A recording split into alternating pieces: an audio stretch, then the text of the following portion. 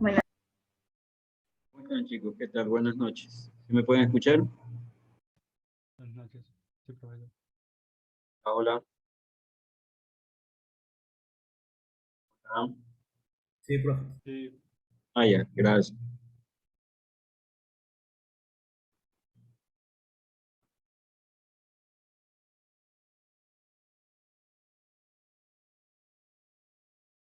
Bien, en la última clase revisamos esta diapositiva relacionada a los 10 principios de economía. ¿Vimos esto?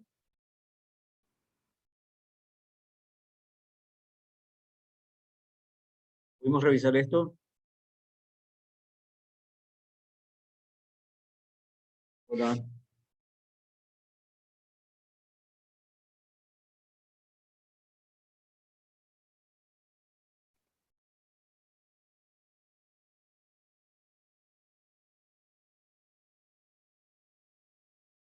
Muy bien, a ver, si no recuerdo mal, esto habíamos revisado en la última clase. Voy a recordar un poquito lo que habíamos visto con relación a los principios de economía, ¿no? Y les dije que esta diapositiva tácitamente lo que hacía era como amalgamar varios conceptos que nosotros ya habíamos revisado.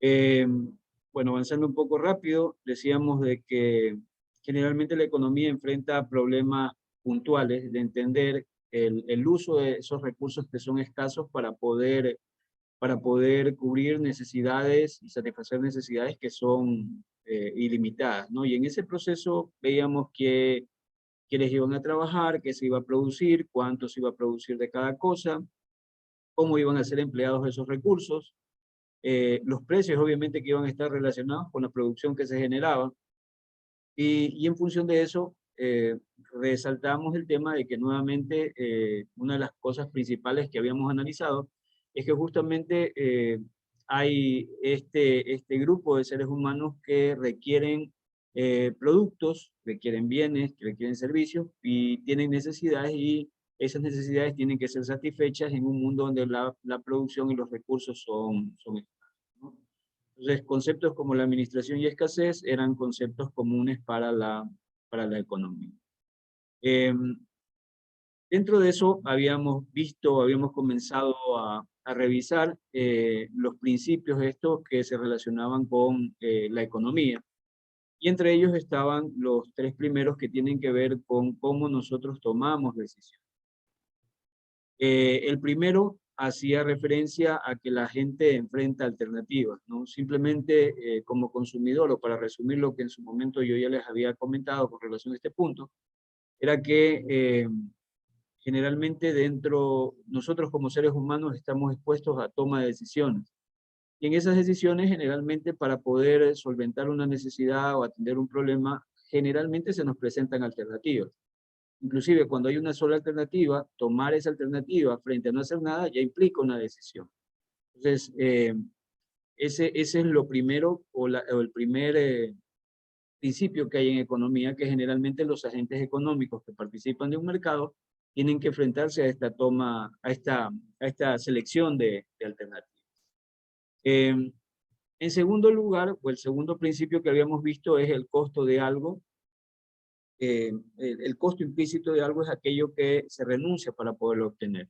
Si yo tomo decisiones, tengo que hacer elecciones. Generalmente el hecho de que elija una frente a otra opción, eso implicaba de que tengo que sacrificar eso que dejo para tomar lo que estoy eligiendo, ¿no? Y les ponía manera de ejemplos muy sencillos para que se pueda comprender este concepto, que era el hecho de, por ejemplo, elegir entre actividades de ocio y el estudio, ¿no? Si usted quiere sacar su título, tenía que dedicar más horas del tiempo que era para ocio, que anteriormente lo tenía en gran disponibilidad, ahora para formarse y poderse preparar como profesional. Y sacrificaba esas horas de ocio que anteriormente usted disponía y que ahora las está asignando para prepararse, ¿no? Y siempre esto implica un costo, ¿no? Eso no solamente al momento de, de hablar de este tipo de opciones, sino también cuando me refiero a bienes, ¿no? Elegir un bien frente a otro implica también una decisión, y el hecho de elegir uno va a implicar el costo de dejar el otro. Eso es lo que cubre el segundo principio. Entonces, el costo de algo es aquello que se renuncia para poderlo obtener. Y habíamos visto esta pequeña grafiquita donde lo que este modelito pequeño mostraba era básicamente las decisiones que podía tomar una persona al momento de combinar dos opciones, ¿no?, que tiene los bienes de capital y los bienes de consumo. Y considerando esta línea que tácitamente era como el presupuesto que tenía o lo que podía gastar tanto en bienes de capital como en bienes de consumo, eh, eh, y en función de eso poder adquirir más o menos de uno, ¿no? Yo les decía que si nosotros nos ponemos aquí en el inicio,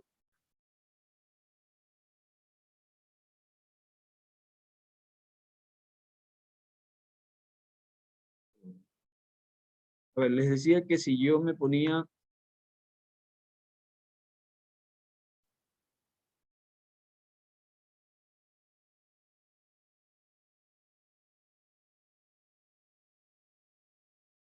les decía que si yo me colocaba en este punto de aquí, justo sobre el eje de los bienes de capital, donde inicia la curva, en ese punto, tácitamente todo lo que yo tengo como presupuesto lo asigno a comprar bienes de capital, mientras que bienes de consumo asumen el valor de cero, ¿no?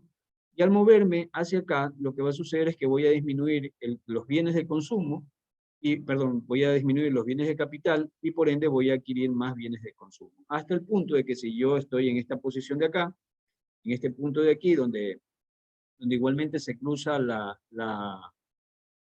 curva con el eje de las X, en este punto lo que va a suceder es que todo lo que tengo como presupuesto lo voy a dedicar a la compra de bienes de consumo y con relación a bienes de capital sería cero.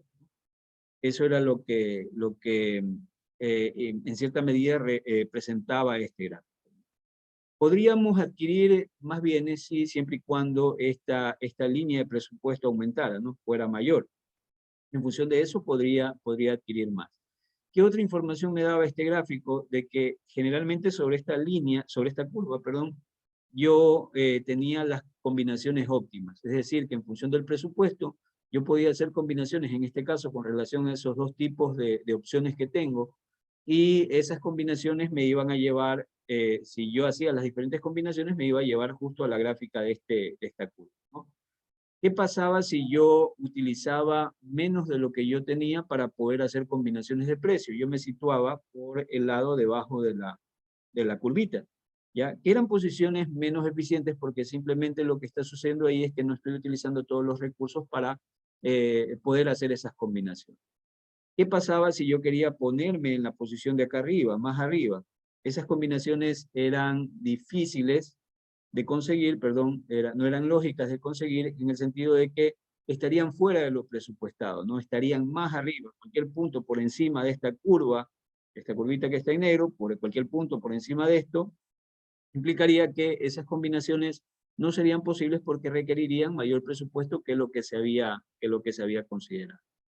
En función de eso, este gráfico lo que tácitamente trataba de mostrar es que precisamente usted en la vida real, o los consumidores en la vida real, pueden tomar decisiones y se enfrentan a la selección de opciones y generalmente con un presupuesto hacen esas combinaciones para el uso o la elección de recursos. La opción 3, perdón, el principio 3 hacía referencia a que las personas racionales piensan en términos marginales. Les había dicho que el concepto de marginalidad básicamente implicaba el hecho de el costo o el beneficio que implicaba el hecho de hacer algo adicional, una unidad más de algo, ¿sí?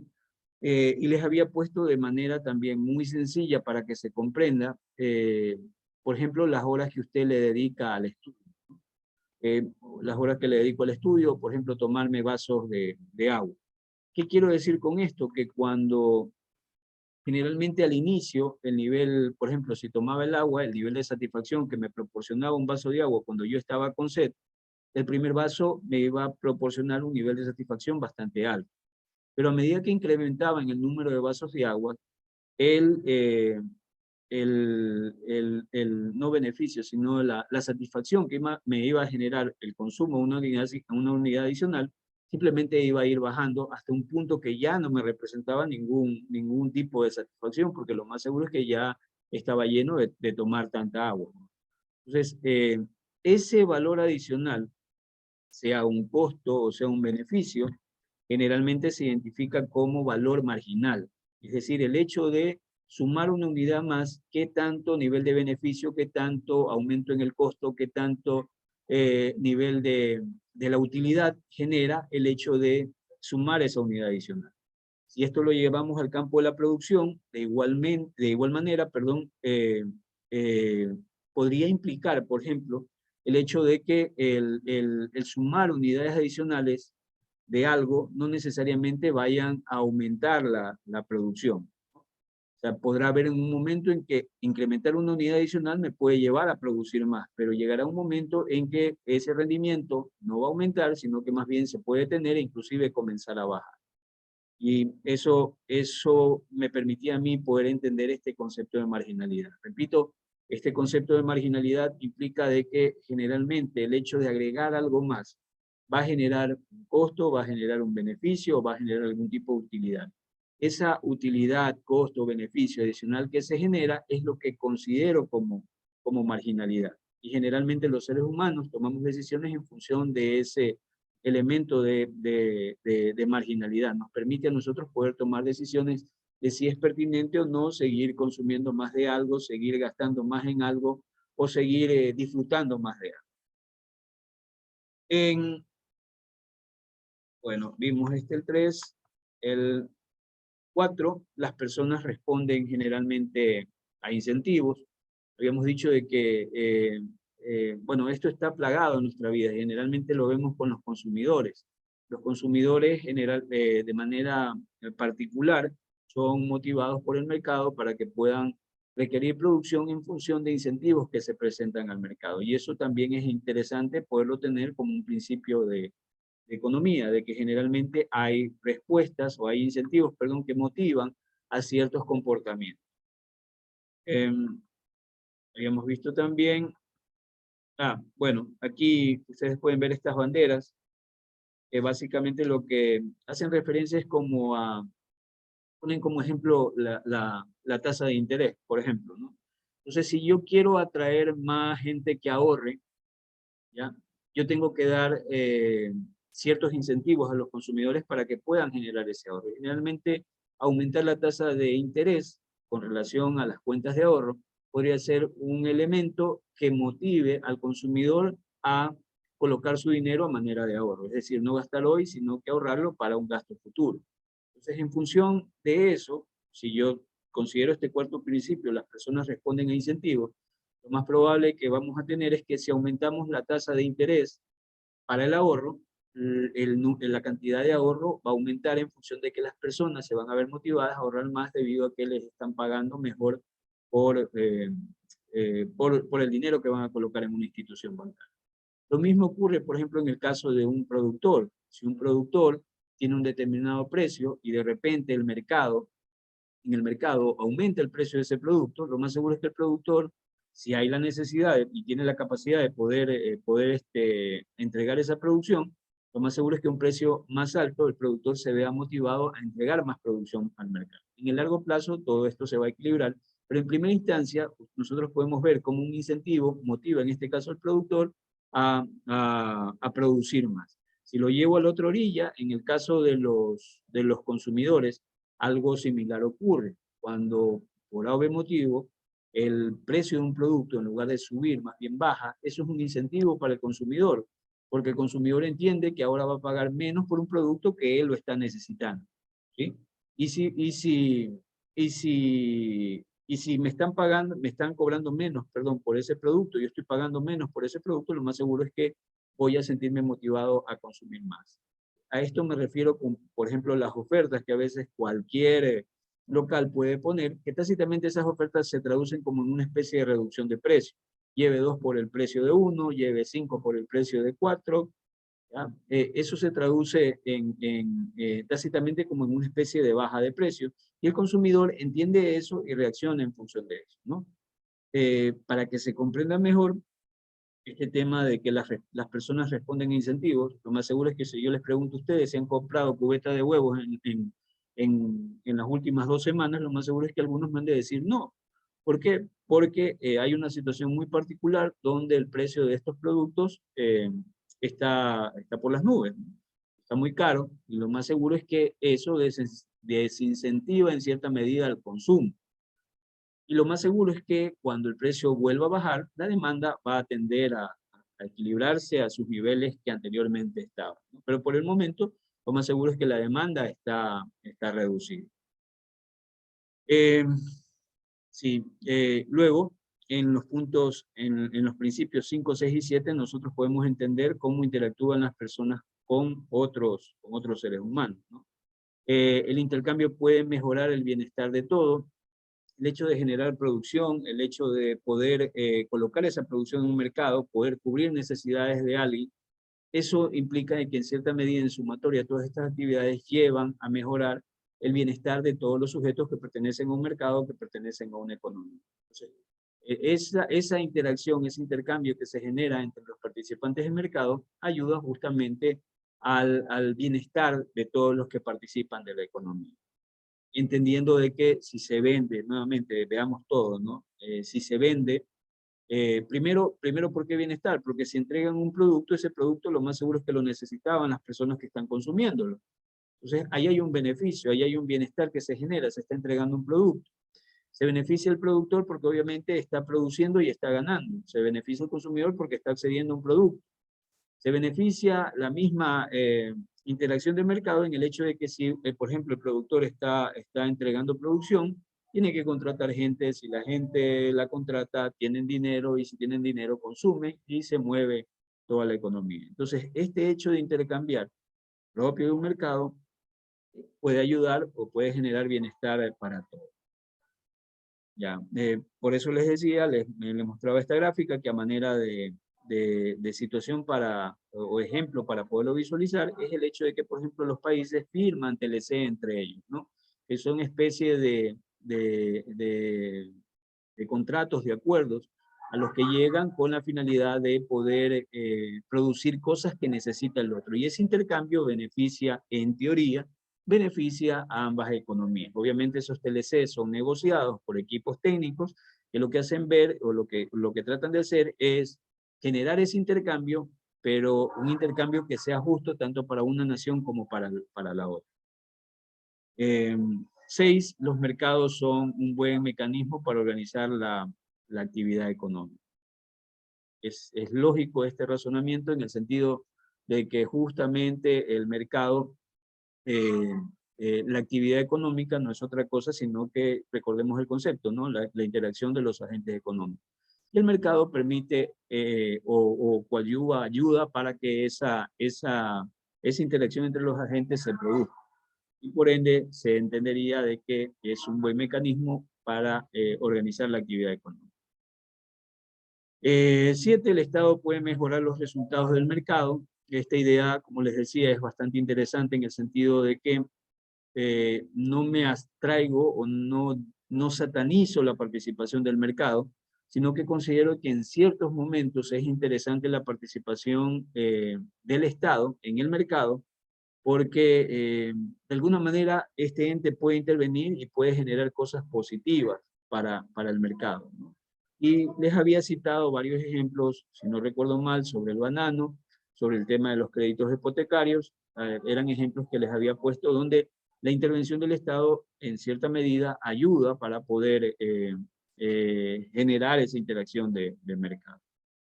¿Qué más habíamos visto? Bueno, los puntos, los principios 8, 9 y 10, las fuerzas y tendencias que afectan a la economía como un todo, ¿no? Hacen relación a esto.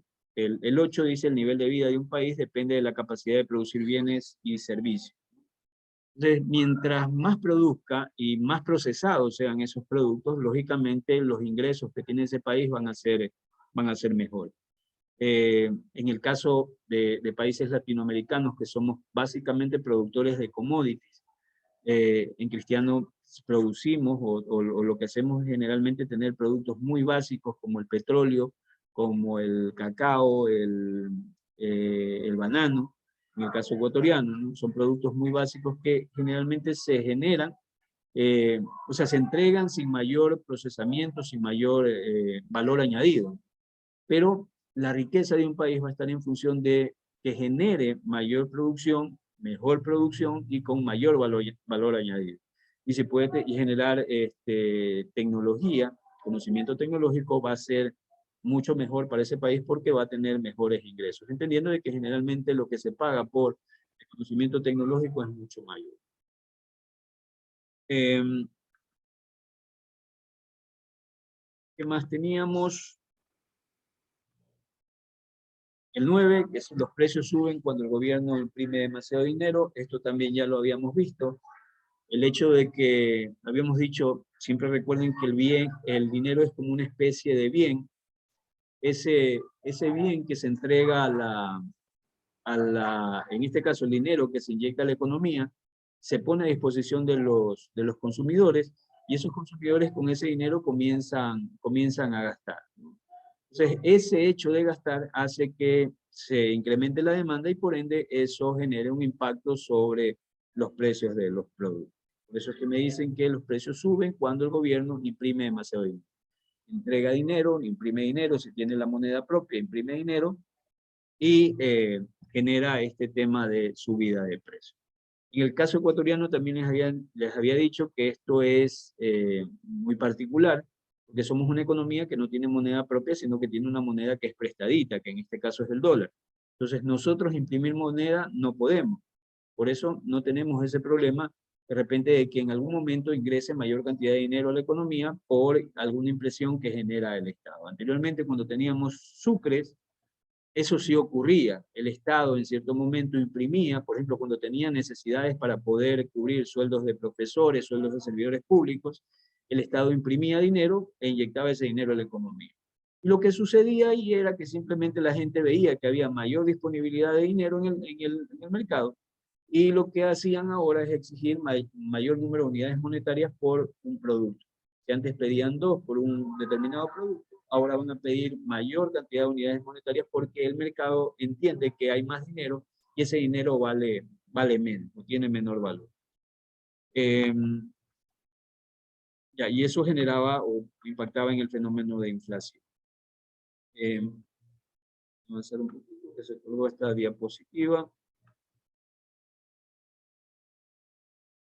Y 10, en el corto plazo, se me fue. En el corto plazo la sociedad se enfrenta a la disyuntiva entre inflación y desempleo. Eso también lo habíamos explicado.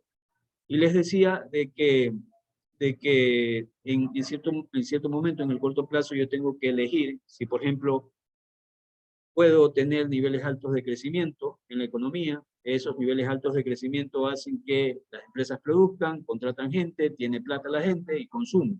Y eso manda los precios hacia arriba, ¿ya? Tengo que elegir entre tener una economía creciente con precios altos o de repente una economía restringida, restrictiva, que no esté creciendo, pero por el contrario tener niveles más bajos de precios. Pero también se presenta en ese momento el fenómeno del desempleo, porque al no estar, al reducirse la economía, quiere decir de que simplemente hay menos empresas que están produciendo. Al haber menos empresas que producen, se genera el problema del desempleo porque estas empresas botan mano de obra, despiden mano de obra y usted tiene ahí el fenómeno de precios bajos pero con niveles de desempleo altos. Bueno, los 10 principios entonces de economía. Como les decía, bueno, aquí un poquito para complementar, no existe nada gratis, siempre se paga algún tipo de precio por algo. Para tener alguna cosa generalmente tenemos que sacrificar otra, era lo que ya también habíamos dicho, ¿no? Ese es el costo. Por ejemplo, yo podría comprar, bueno, son medios burdos los ejemplos que planteo aquí, pero por ejemplo podría decidir entre comprar armas y comprar alimentos, ¿sí? Entre comprar alimentos y vestimentas, entre ocio, trabajo, eficiencia y equidad, ¿no? Son diferentes alternativas que nosotros generalmente como consumidores, como participantes del mercado, como agentes económicos tenemos que tomar. Y siempre estamos ante esa disyuntiva. Y el hecho de tomar algo implica sacrificar lo otro. El hecho de elegir comprar alimentos implica que voy a sacrificar vestimenta. El hecho de dedicarme al ocio implica que voy a tener que sacrificar trabajo, o al contrario, el hecho de dedicarme a trabajar podría implicar de que voy a tener menos horas de ocio. Y siempre está presente esta situación.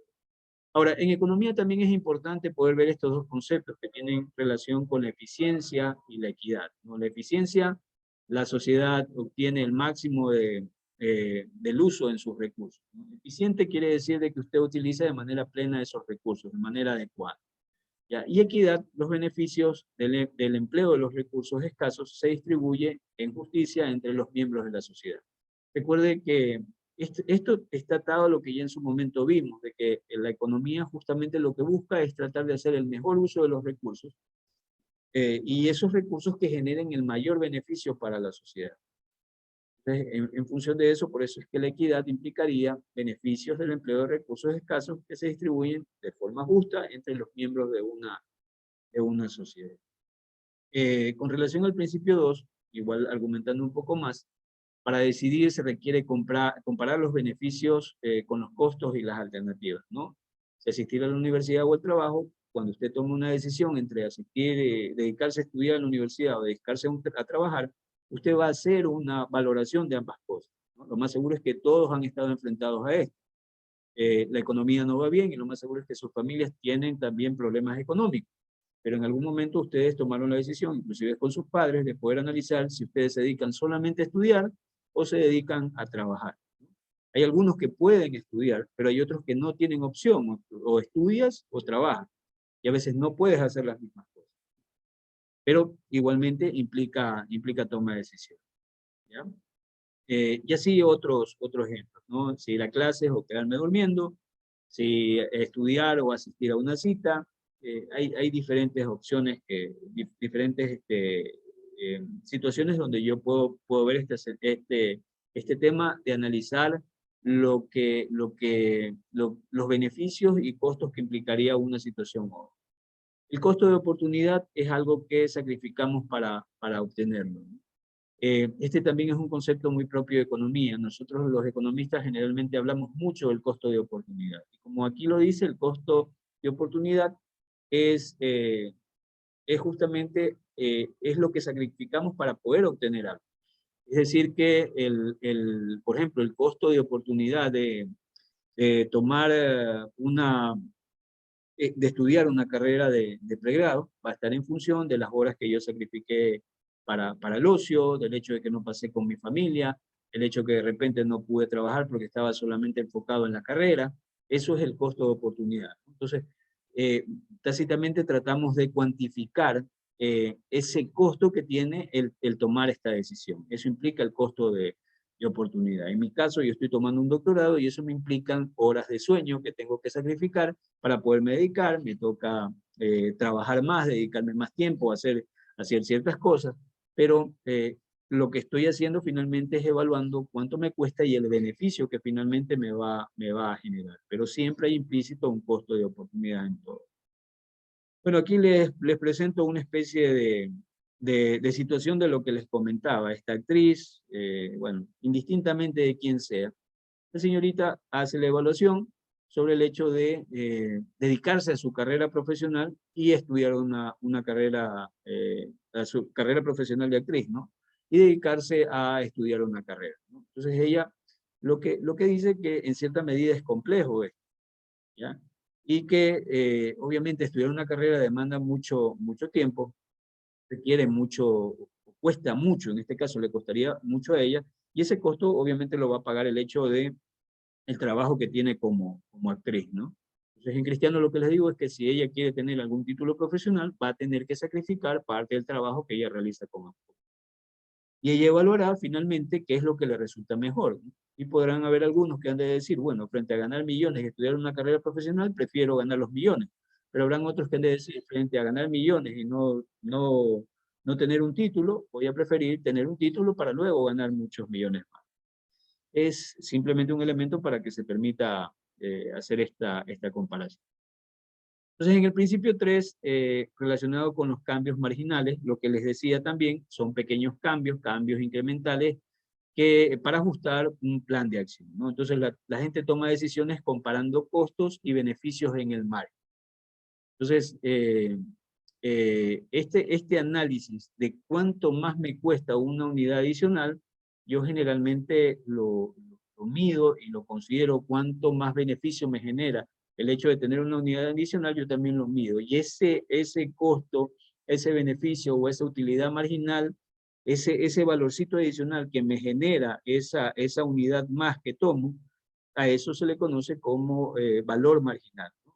Es el valor del costo, la utilidad o el beneficio que me va a generar el hecho de tomar una unidad más de algo. Estos son los cambios marginales. Ambos marginales en costos y beneficios motivan a la gente a reaccionar.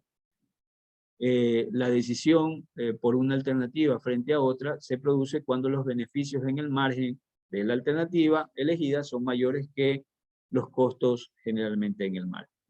Entonces, en Cristiano, lo que usted va a ver es que generalmente va a comparar entre los beneficios que se puedan generar con los costos que implica el tomar esa unidad adicional. Si los beneficios son mayores comparado con los costos, por lógica común, eso va a implicar de que tomar la decisión de consumir esa unidad adicional es la pertinente. Si ocurriera lo contrario, me cuesta más comparado con los beneficios, voy lo más probable a dejar de producir. Y aquí es que en economía se deriva el concepto de economías de escala. Entonces, más adelante hemos de revisar este concepto y básicamente lo que implicaba es que en economías de escala, las empresas hay un nivel óptimo donde el costo es el más bajo y el ingreso es el más alto, ¿sí? Entonces, todas las empresas deben de buscar, o se recomienda que las empresas busquen justamente ese punto donde tienen los costos más bajos al momento de estar produciendo y el ingreso más alto. Si en ese momento la empresa produce una unidad adicional, lo más seguro es que los costos comienzan a subir y el ingreso comienza a bajar. Y se pierde ese punto óptimo que se identifica. Por eso es que en economía se recomienda de que generalmente las empresas busquen este punto óptimo que lo da la economía de escala para que no tenga una mega empresa donde posiblemente tenga costos muy altos, ingresos muy bajos, ¿sí? Sino que opere en un nivel que sea el adecuado y que le genere el mayor beneficio posible al momento de hacer la contraparte entre ingresos y costos. Pero es un concepto que se deriva de acá. La gente se beneficia por su habilidad para intercambiar unos con otros, era lo que yo les decía. Este hecho de que en un mercado las personas generen producción, esa producción la puedan intercambiar, tengan conocimientos, puedan prestar servicios, tengan mano de obra, la puedan entregar, ese intercambio que se genera en el mercado es beneficioso porque finalmente todos van a ganar por lo que genera esta interacción económica. La competencia genera beneficios por el intercambio, eso también ya lo habíamos visto, el hecho de que se genere competencia en un mercado es bueno, porque al generarse competencia, lo que va a suceder es que, en principio, los participantes del mercado van a comenzar primero a pelear por precios, y al pelear por precios van a comenzar a bajar los precios y se va a beneficiar el consumidor. ¿Ya? Pero también al estar compitiendo en el mercado, lo más seguro es que llegará un momento en que ya no pueden bajar tanto los precios, y ahí tienen que volverse más eficientes y van a tener que generar mejor producción para que esa producción sea atractiva para el cliente. Entonces no bajan en precios, sino que más bien se van ya por el lado de qué tan eficientes son para manejar, por ejemplo, estructuras de costo. Y de esa manera poder captar clientes que otra empresa no podría captar. Entonces, esta competencia, o generalmente cuando se produce competencia en un mercado, es bueno. ¿Qué quiero decir con esto? Igual luego lo vamos a ver en el tema de mercado. Si hay muchos participantes en un mercado, ocurre esa competencia. Si hay pocos participantes en el mercado, no tiene sentido competir porque somos pocos, ¿no? Por ejemplo, en un monopolio uno solo no tiene necesidad de competir porque es el único que tiene el control del mercado. En cambio, cuando hay muchos, yo tengo que enfrentarme a esos muchos participantes del mercado para poder conseguir consumidores. Y eso finalmente beneficia al mercado, al consumidor, al productor, porque el productor se vuelve más eficiente y el consumidor recibe los beneficios de la producción y tiene también beneficios en cuestión de precios y calidad que puede recibir de los productos. El intercambio le permite a la gente especializarse en lo que hacen mejor. Eso también es otra lógica. Actualmente es difícil decir yo sé de todo. En realidad el que dice sé de todo no sabe de nada. La cuestión es tan complicada actualmente de que es tanto el nivel de conocimiento, es tanto el conocimiento que existe que a veces una ciencia se fragmenta en partes pequeñas y esas partes pequeñas son puntos de especialización para cada profesional que está atendiendo esa ciencia. Por ejemplo, en medicina, usted sabe que medicina es un campo tan amplio y dentro de la medicina, una sola cosa como el cerebro, el estudio del cerebro, puede implicar muchas cosas, muchas ramas, diferentes cosas de estudio dentro de solamente estudiar una parte del cuerpo humano. Entonces, de igual manera con las otras ciencias, hay mucho conocimiento implícito, ese conocimiento hace de que cada profesional se especialice en cosas puntuales. Por ejemplo, ustedes también como administradores, no es lo mismo un administrador de una micro, no es lo mismo un administrador de un emprendimiento, y no es lo mismo manejar una corporación o una pyme, ¿no? Entonces van a haber espacios de especialización que justamente son como resultado de que el mercado crece y el resultado de este intercambio. Bueno, el principio 6, la economía de mercado, en una economía que distribuye los recursos a través de las decisiones descentralizadas de muchas empresas y familias cuando interactúan en el mercado de bienes y servicios. Las familias que compran, quienes van a trabajar para producirlos, las empresas producen, a quienes contratar y qué producir, ¿no? Esto es en cierta medida me cuenta es cómo funciona la economía del mercado. Recuerden que cuando hablamos del mercado, ya de manera implícita, a pesar de que todavía no entramos en el análisis del concepto, habíamos dicho que al hablar de mercado hay presente dos grandes fuerzas que son la oferta y la demanda. Y en esa presencia de la oferta y la demanda, participan los diferentes agentes de mercado, agentes económicos, perdón. Por eso es que aquí me hablan de las familias, ¿sí? Recuerden que las familias eran su función principal dentro la economía era justamente demandar productos, son consumidores natos, ¿ya? Pero la familia también tienen mano de obra, que esa mano de obra la ponen a disposición de la empresa. Y las empresas producen, y obviamente las empresas para poder producir tienen que contratar personas que son las que generan la producción. Bueno, un pensador conocido, que ya lo hemos revisado, Smith, observó que las empresas y las familias actúan en el mercado como guiados por una mano invisible. Este es el concepto que ya vimos en la revisión de los diferentes pensadores económicos que habían aportado preceptos para la teoría económica. Y Smith hablaba de esta mano invisible, de este hecho de que algo ocurría que nosotros no veíamos, que hacía que el mismo mercado se regulara. Entonces, debido a que las familias y las empresas miran los precios cuando deciden qué comprar y qué vender, no toman en cuenta los costos sociales de sus acciones. En consecuencia, los precios guían a los tomadores de decisiones a alcanzar resultados que tienden a maximizar el bienestar de la sociedad en su conjunto. En cristiano, lo que me está diciendo aquí es que el mismo mercado se regula. El mercado produce lo que se necesita, en la cantidad que se necesita. La gente demanda lo que quiere, las empresas producen lo que el mercado requiere. ¿Ya? Y esa misma interacción entre participantes del mercado lleva a que el mercado en algún momento alcance un equilibrio. ¿Sí? Si hay mucho de algo, el mercado tiende a regularlo. Si hay poco de algo, el mercado tiende a regularlo. Si hay mucho de algo, el precio podría estar cambiando. Si hay poco de algo, el precio también cambia. Pero finalmente llegará un momento en que el mismo mercado llega a estabilizar tanto la cantidad como el precio. Y eso es, en cierta medida, lo que Smith menciona como la mano invisible. El hecho de que el mismo mercado tiene un proceso de autorregulación. Fallas en el mercado ocurren cuando el mercado falla al distribuir los recursos de manera eficiente. Cuando los mercados fallan, el gobierno puede intervenir para promover eficiencia y equidad. Estas fallas de mercado son justamente lo que nosotros tenemos que ver más adelante.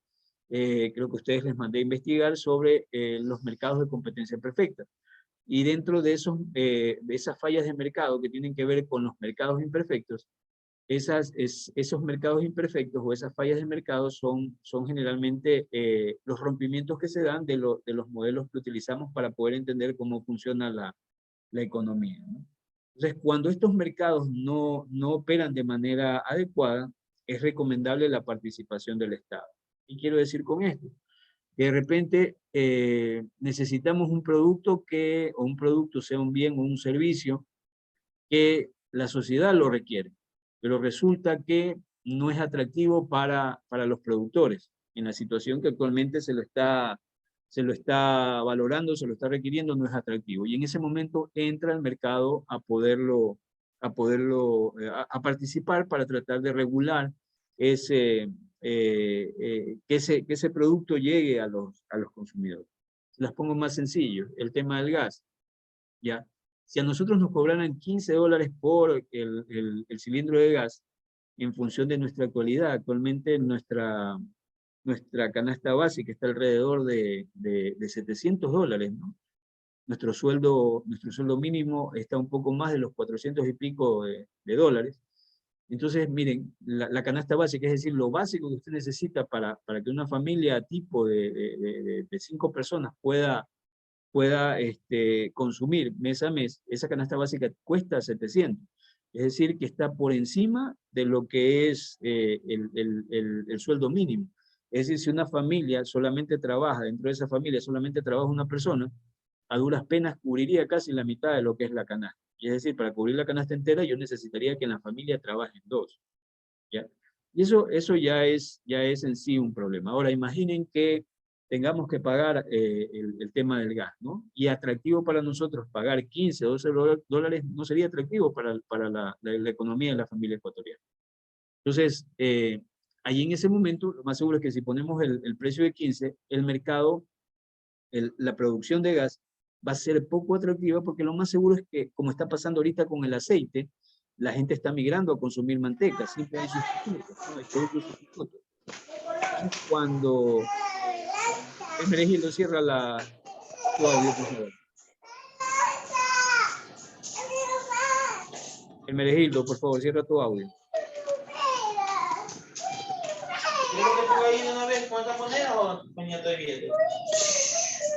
Hermenegildo, por favor, cierra tu audio.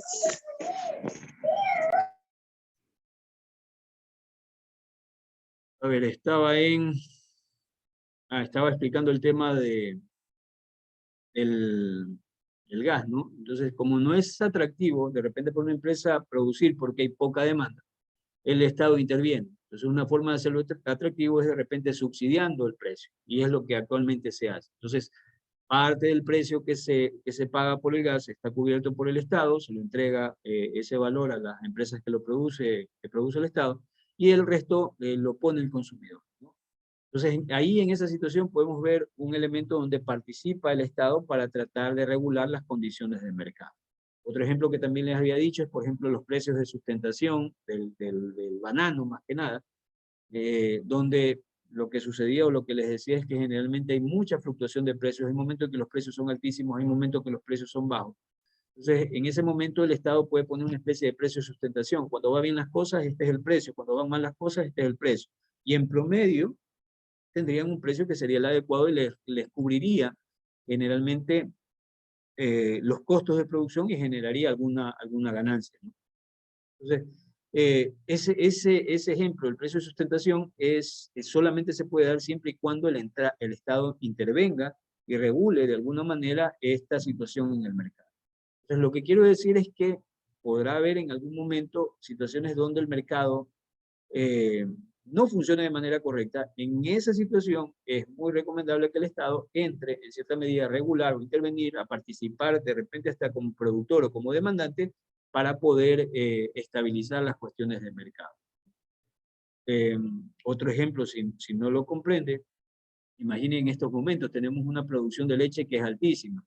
Lo más lógico es que si nosotros tenemos población con desnutrición, el Estado podría asegurar parte de esa producción para alimentar a nuestros niños que están desnutridos, ¿sí?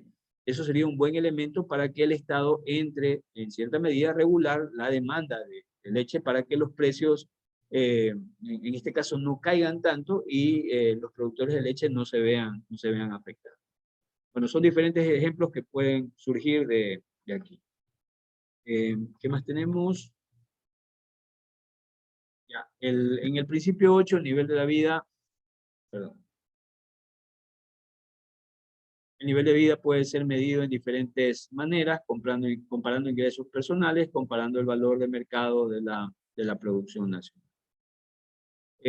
Casi todas las variaciones en los niveles de vida se experimentan por diferencias en la productividad de los países. La productividad es la cantidad de bienes y servicios producidos por hora trabajador.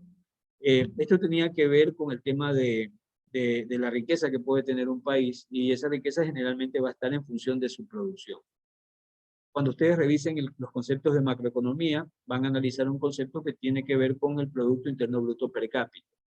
En cristiano, ese Producto Interno Bruto per cápita no es otra cosa sino que toda la producción y que se genera en un año en una economía, y esa producción dividida para el número de habitantes que hay en ese momento en la economía. Entonces, ese per cápita que me cuenta a mí más o menos cuánto de toda esa riqueza que se generó en un año, cuánto le correspondería si yo la repartiera de manera igualitaria, desde el más chiquitito que recién nace hasta el anciano que está a punto de irse al otro lado, si reparto de manera igualitaria entre todos los habitantes de un estado, reparto toda esa riqueza que se genera en un año, vamos a darnos cuenta de que va a haber países que tienen mayores niveles de per cápita comparados con nosotros. Si no recuerdo mal, nuestro per cápita creo que estaba alrededor de los $6.000. Es decir, que si dividimos toda la riqueza que genera el Ecuador en un año, para todos los habitantes del Ecuador, 17 y pico de millones de habitantes, más o menos el per cápita nos daría casi como a 6.000 por persona. Si yo tomo el per cápita norteamericano, el per cápita norteamericano está por encima de los $30.000 y $40.000.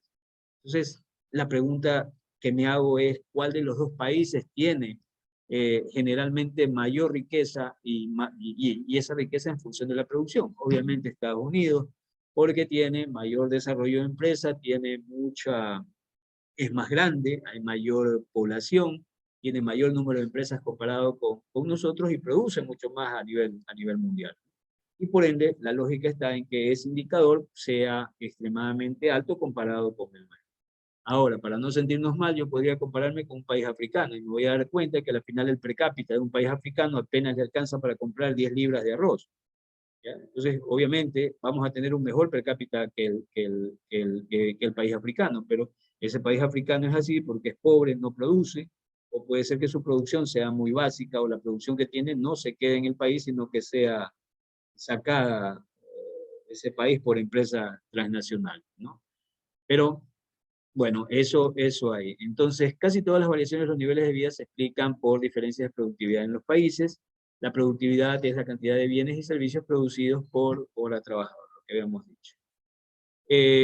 En el principio 9, la inflación es el incremento generalizado de los precios, eso ya lo habíamos visto. En cristiano, cada vez que comiencen a subir los diferentes precios de los productos más sensibles que todos consumimos, ese proceso sostenido y generalizado para algo que se conoce como la canasta básica, maestra, ¿cómo le va? Ese proceso de aumento de precios justamente se conoce como inflación.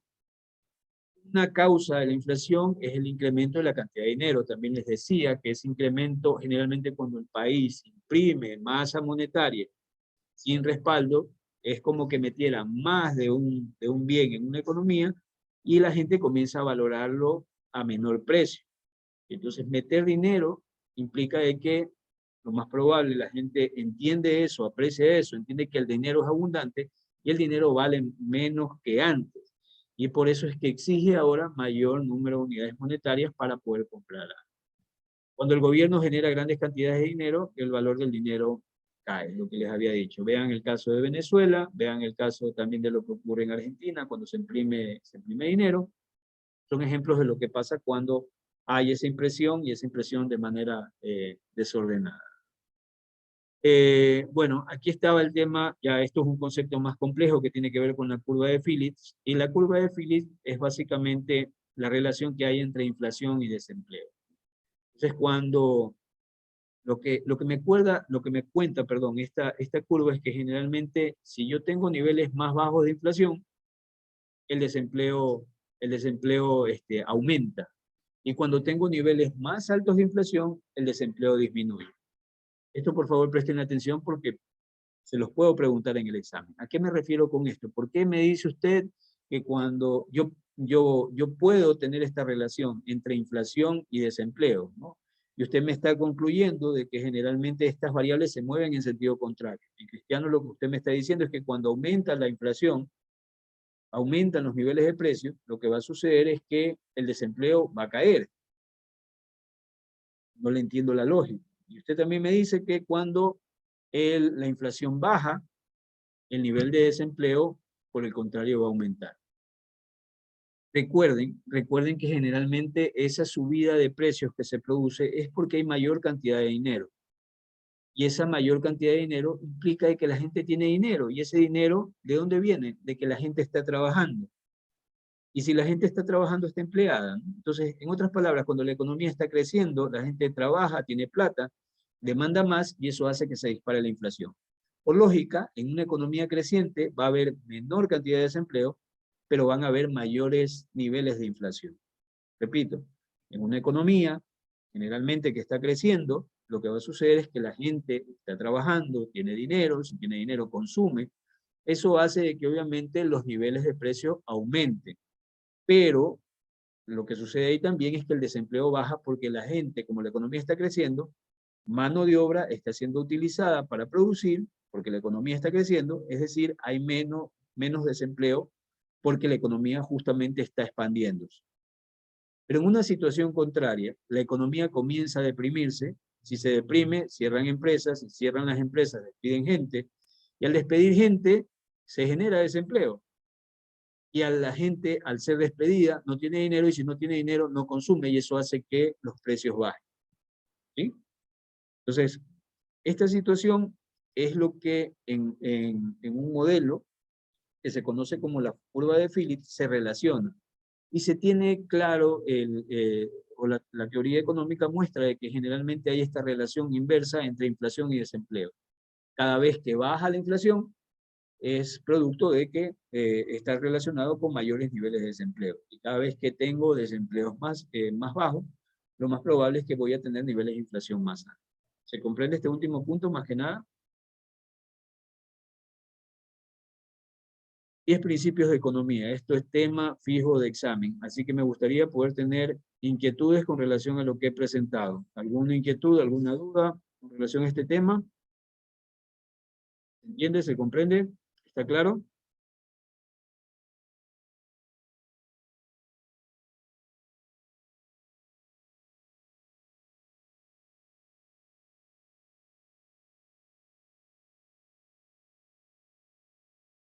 Muy bien. Bueno,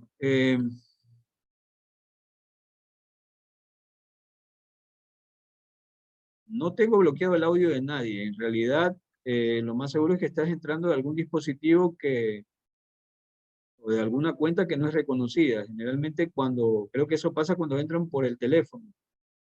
Si estás en una computadora fija, lo más seguro es que tienes acceso a todo. No, yo no he bloqueado el audio de nadie.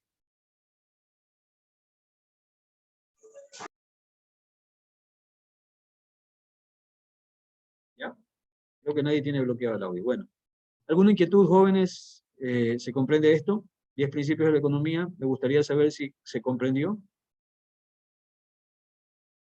Hay bastante material que revisar, así que me gustaría poderles ayudar en el caso de que algo no quede claro. ¿Se entiende?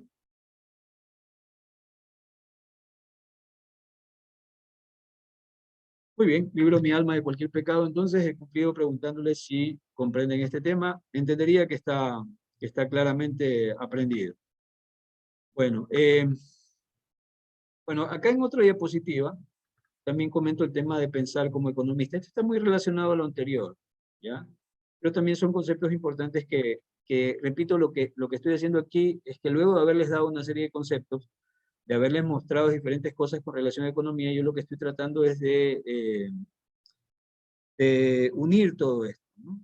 Entonces, esta diapositiva se denomina pensando como un economista. Entonces, cada campo de estudio tiene su propia terminología y lo mismo ocurre con economía. Si usted va a las matemáticas, generalmente hay conceptos como integrales.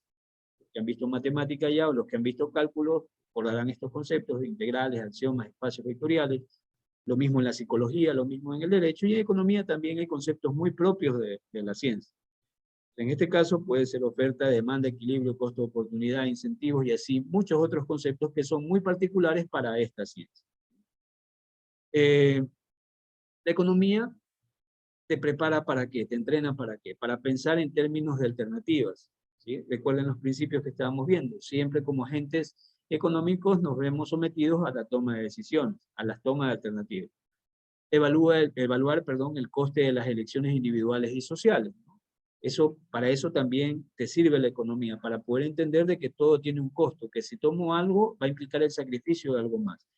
Y no solamente el costo para ti, sino también el costo para la sociedad. En algo tan insignificante, por ejemplo, en estos tiempos de escasez, si yo voy a un mercado y de repente por el temor que tengo, veo que llegó producción de tomate y no ha habido tomate en la ciudad, y voy como una bestia a coger todo el tomate que está disponible. Eso tiene, si bien es cierto, un costo para mí, porque lo más probable es que me voy a gastar todo mi presupuesto cogiendo tomate, todo el tomate que pueda para yo llevar. Pero también tiene un costo para la sociedad, porque lo más seguro es que coger demasiado tomate, si de aquí a mañana termina el paro, cogí demasiado tomate, no tiene sentido tomar demasiado, y el problema es que también tiene un impacto para otros consumidores que se quedan sin ese recurso. Entonces, la economía te enseña a entender esto, te enseña a pensar de esa manera, en que todo tiene generalmente relacionado un costo, y esos costos no solamente son para ti, sino que también pueden tener costos para el resto de tus pares. Te hace examinar y entender cómo se relacionan los agentes y los incentivos que se producen para el consumo que se genera en el mercado de esos agentes. La economía como ciencia es una manera de pensar, implica pensar de forma analítica y objetivamente, ¿sí? Recuerden que al ser una ciencia es un conjunto ordenado, racional y sistemático de conocimientos. Y esos conocimientos generalmente son conocimientos que son probados, han sido sometidos a pruebas, ¿no? Y están respaldados por teorías, están respaldados por principios, por leyes, por axiomas que respaldan ese conocimiento. Hace uso del método científico, ¿sí? Porque en función de eso justamente busca generar o busca encontrar explicación a algo. Utiliza modelos abstractos para ayudar a explicar cómo funciona el complejo mundo real. Lo que yo les decía al inicio, que a los economistas siempre nos enseñan a pensar en modelos, no en modelos de televisión, sino que nos enseñan a pensar en modelos económicos, en el sentido de que nosotros tratamos de construir algo abstracto, es decir, que no existe en la realidad, sino que existe en nuestro cerebro, y para tratar de, con ese modelo que creamos en nuestro cerebro, poder explicar lo que ocurre en la realidad. Entonces, siempre utiliza estos modelos que son abstractos, que no pertenecen a la realidad, pero esas creaciones nos permiten a nosotros poder entender cómo funciona la realidad. Desarrolla teorías, recoge y analiza datos para poder evaluar esas teorías, ¿no? Al ser una ciencia, hace todo eso. El papel de los supuestos, otro elemento también importantísimo para un economista son los supuestos. Siempre hace algo, calcula algo o llega a expresar algo en función de la existencia de supuestos. Es decir, esto que voy a postular puede ocurrir siempre y cuando tal cosa. Eso implica un supuesto. Entonces los economistas hacen suposiciones con el fin de que el mundo sea más fácil de entender. El arte del pensamiento científico es decidir qué supuestos hacer.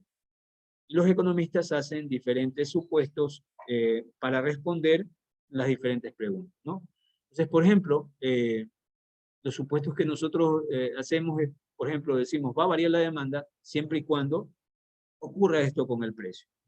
O los agentes van a tener cierto comportamiento siempre y cuando esta variable se comporte de esta manera. Entonces se supone en cosas.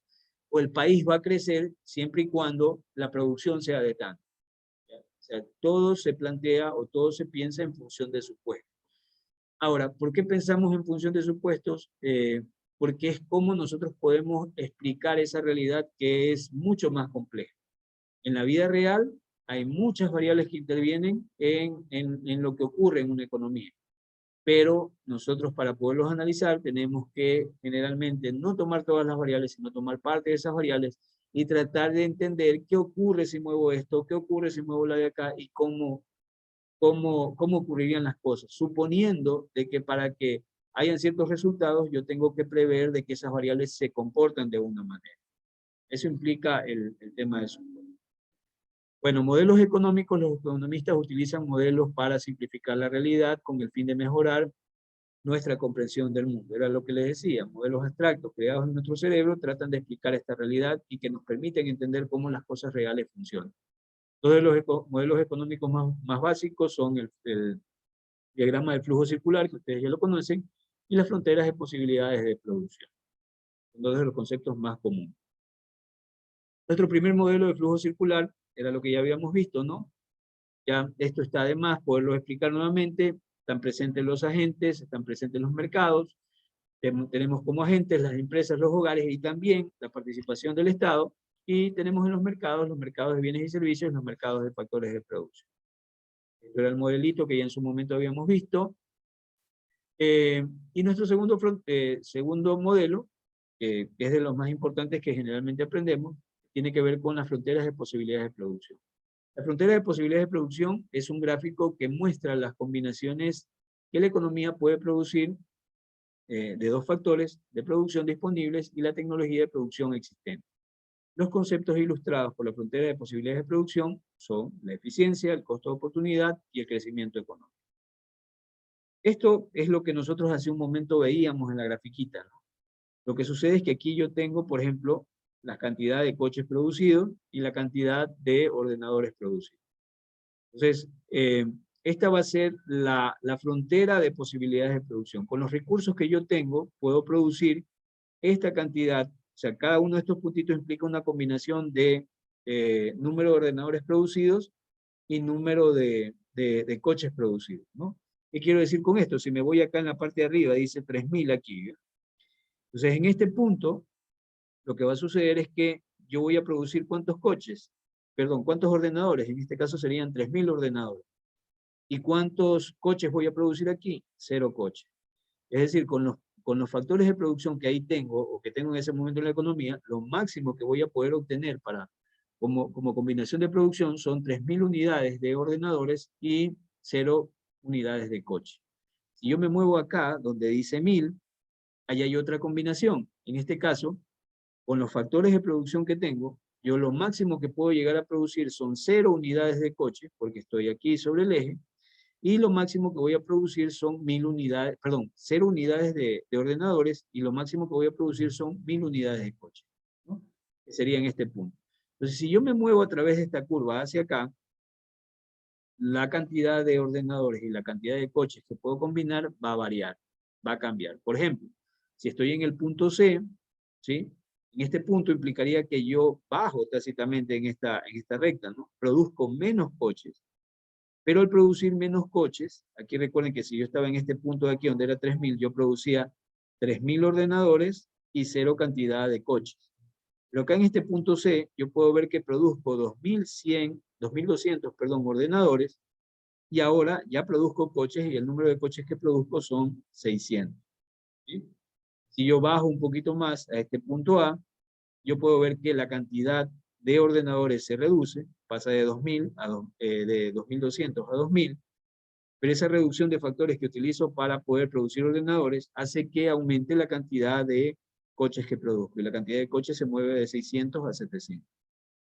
Entonces, esto de aquí es la combinación perfecta de factores que me permite producir el máximo que yo podría producir de cada uno de esos bienes utilizando todos los factores. Si yo estoy por acá abajo, en esta parte, lo que va a suceder es que mi producción aquí, cualquier combinación va a ser ineficiente porque no voy a utilizar todos los factores.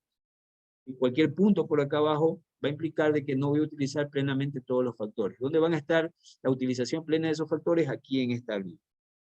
Y cualquier punto por encima de esto implica algo irreal porque no lo voy a poder alcanzar, porque aquí lo que sucede es que voy a necesitar más factores de producción que los que tengo a disposición, que me los da justamente esta curva, ¿sí? Eso implica las fronteras de posibilidades de producción. En cristiano lo que les dice es que esta lineecita que está aquí es el máximo de combinaciones que ustedes pueden generar para poder producir, en este caso, 2 artículos utilizando plenamente todos los factores que tiene a disponibilidad. Cualquier punto, repito, por debajo implica producción deficiente, y cualquier punto por encima, cualquier combinación por encima va a implicar un escenario que no es posible porque va a implicar mayor cantidad de factores que actualmente no los tiene la economía, sino que llega solamente hasta esta frontera. ¿Se comprende este punto? Factores de posibilidades de producción, ¿se entiende?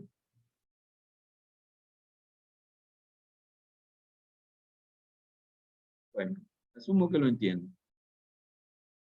Entonces cambian la frontera de posibilidades de producción debido a una mejora en la tecnología, ¿no? Entonces mejora, no aumentan los recursos, bueno, aumento de recursos en función de que la tecnología hace que yo pueda producir más.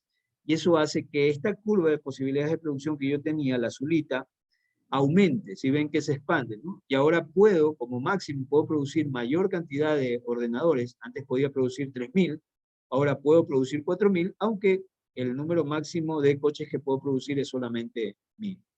Pero la frontera se amplía, ¿sí?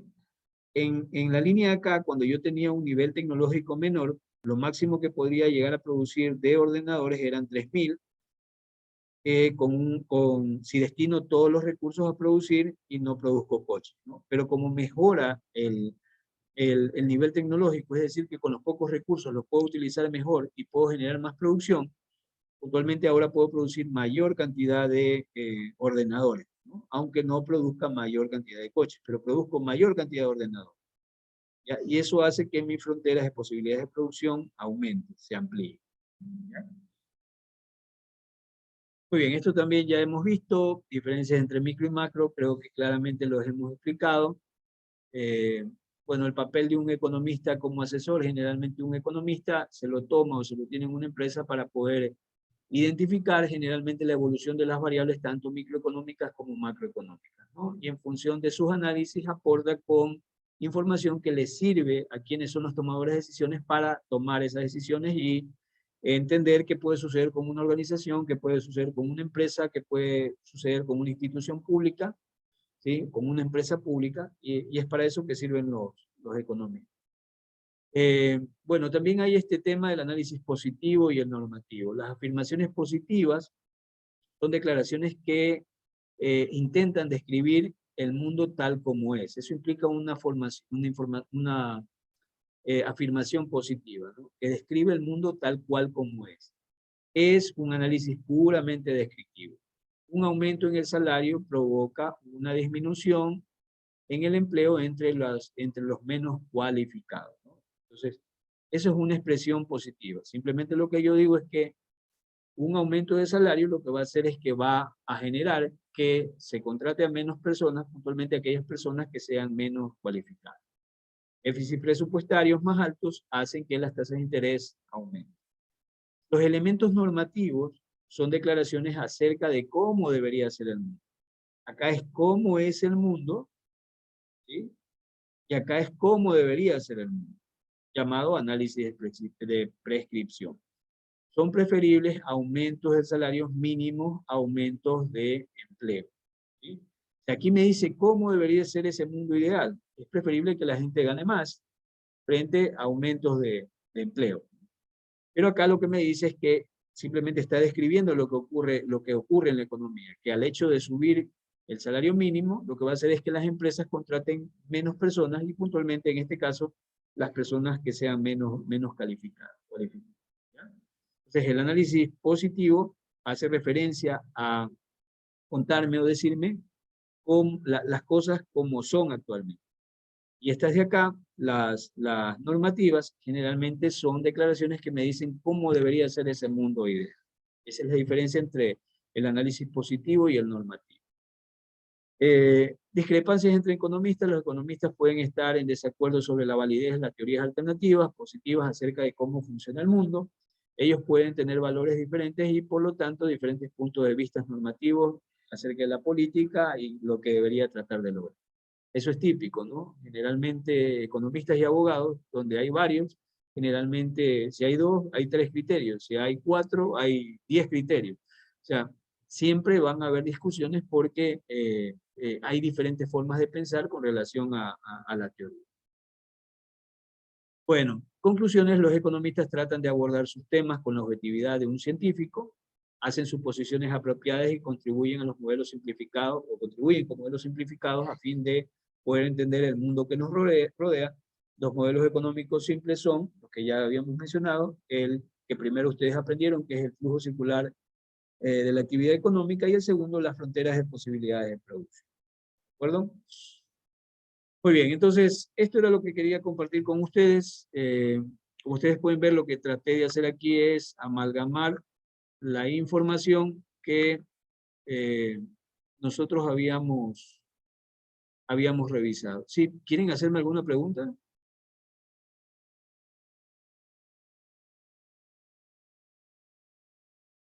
Ah, no han estado viendo. Deja que me interrumpan, chicos. ¿Qué pasó?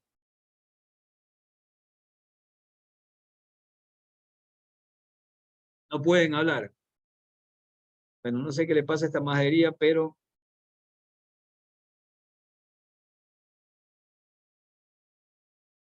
se supone que pueden hablar. Se supone que están abiertos los micrófonos.